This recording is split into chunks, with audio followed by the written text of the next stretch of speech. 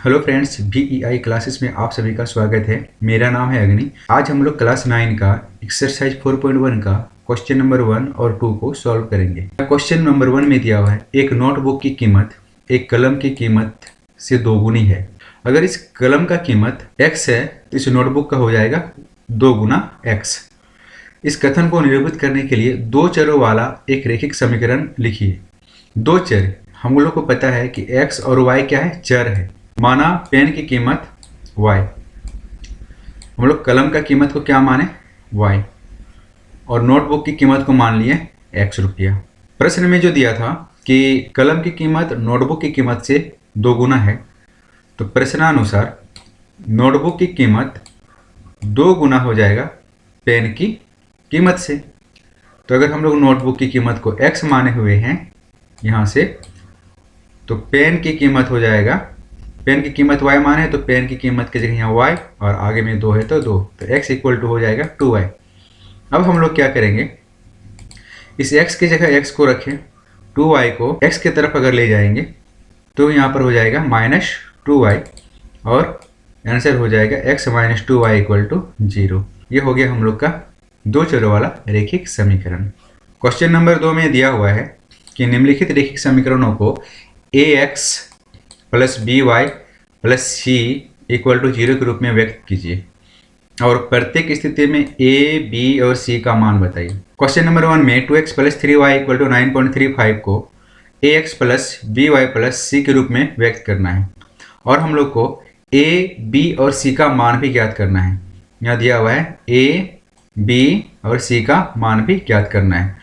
तो 2x plus 3y, अगर हम 9.35 को 2x प्लस 3y की तरफ ले आएंगे तो यहाँ प्लस है तो क्या हो जाएगा माइनस, तो 2x plus 3y minus 9.35 equal to इधर क्या बचेगा 0। अब एक के लिए मान मेरा हो जाएगा 2, b के लिए हो जाएगा 3 और c के लिए हो जाएगा -9.35।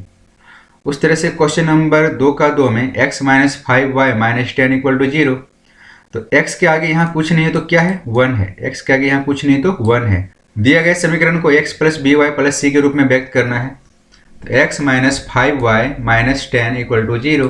x के आगे कुछ नहीं तो क्या है 1, तो a equal to 1, b equal to हो जाएगा -5 और c इक्वल टू हो जाएगा -10। क्वेश्चन नंबर 2 का 3 में दिया हुआ है -2x plus 3y equal to 6। तो यहाँ पर देखिए -2x plus 3y equal to 6, तो -2x की जगह -2x प्लस 3y की जगह प्लस 3y, 6 को उठा के -2x प्लस 3y की तरफ ले आएंगे तो यहाँ प्लस है तो क्या हो जाएगा -6 equal to 0। a equal to हो जाएगा -2, b इक्वल टू हो जाएगा 3 और c इक्वल टू हो जाएगा -6।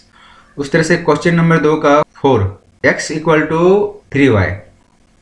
अब यहाँ पर तो हम लोग को कोई अचर वैल्यू दिया हुआ नहीं है, यानी c हम लोग को दिया हुआ नहीं है, तो कुछ नहीं करना है, c हम लोग का हो जाएगा 0।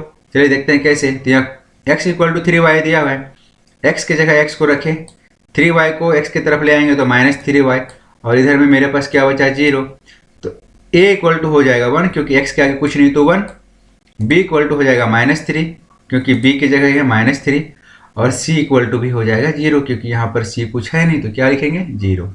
उस तरह से क्वेश्चन नंबर 2 का 5 में 2x इक्वल टू -5y, तो -5y को 2x की तरफ ले जाएंगे तो माइनस है तो क्या हो जाएगा +5y, तो यहाँ पर 2x की जगह 2x -5y को 2x की तरफ ले गए तो यहाँ पर +5y इक्वल टू 0। यहाँ पर हो जाएगा a equal to 2, b equal to 5 और c हम लोग को दिया हुआ नहीं है तो c इक्वल टू हो जाएगा 0।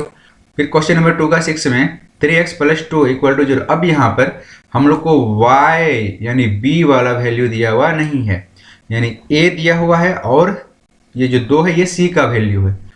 3x प्लस 2 इक्वल टू 0, तो 3x की जगह 3x, अब y तो दिया हुआ नहीं है तो 0 के साथ कुछ भी मल्टीप्लाई करते हैं तो 0 ही होगा, तो 0 इंटू वाई प्लस हम लोग को 2 दिया हुआ है तो 2 लिख दिए, तो a इक्वल टू हो जाएगा 3, b इक्वल टू हो जाएगा 0 और c इक्वल टू हो जाएगा 2।